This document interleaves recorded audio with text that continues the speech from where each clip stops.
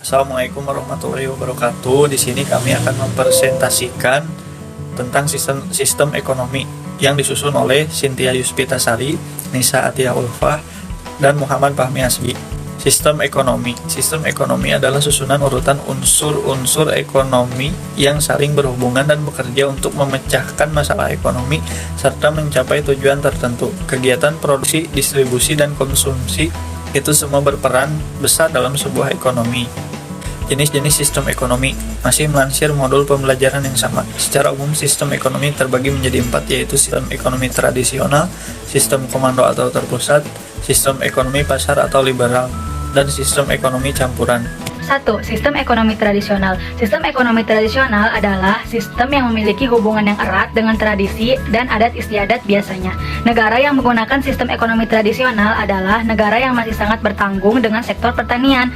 Ada beberapa ciri-ciri sistem tradisional, yaitu belum ada pembagian kerja, menggunakan cara barter karena belum mengenal uang sebagai alat pembayaran, dan jenis produksi ditentukan sesuai kebutuhan. Ada beberapa kelebihan sistem ekonomi tradisional, yaitu 1. Setiap individu termotivasi untuk menjadi produsen. 2. Tidak ada persaingan yang tidak sehat karena kegiatan produksi tidak bertujuan untuk mencari keuntungan. Ada pula kelemahan sistem tradisional, yaitu kegiatan ekonomi hanya untuk memenuhi kebutuhan hidup saat ini.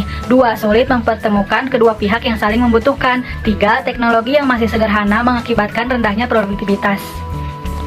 2. Sistem ekonomi komando. Sistem ekonomi komando merupakan sistem di mana pemerintah memiliki kuasa penuh atau dominan terhadap kegiatan ekonomi negaranya. Sistem ini biasanya juga disebut sistem ekonomi terpimpin. Ciri-ciri sistem ekonomi komando yaitu sumber daya ekonomi dikuasai dan dimiliki negara sehingga individu hampir tidak punya hak kepemilikan. Tingkat harga dan bunga ditentukan pemerintah, dan kebebasan masyarakat dalam melakukan kegiatan ekonomi sangat terbatas.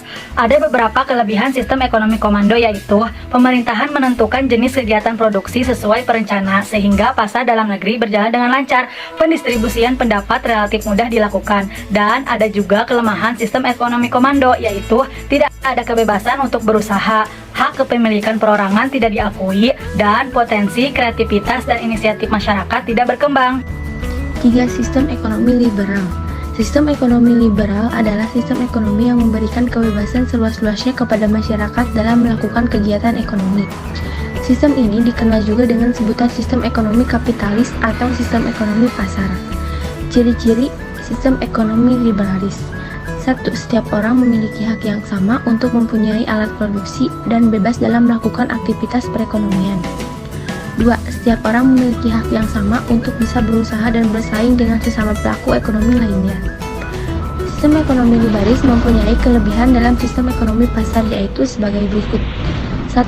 Mengembangkan inisiatif dan kreasi kepada masyarakat untuk mengatur kegiatan perekonomian. 2. Menciptakan dan meningkatkan persaingan untuk bisa maju.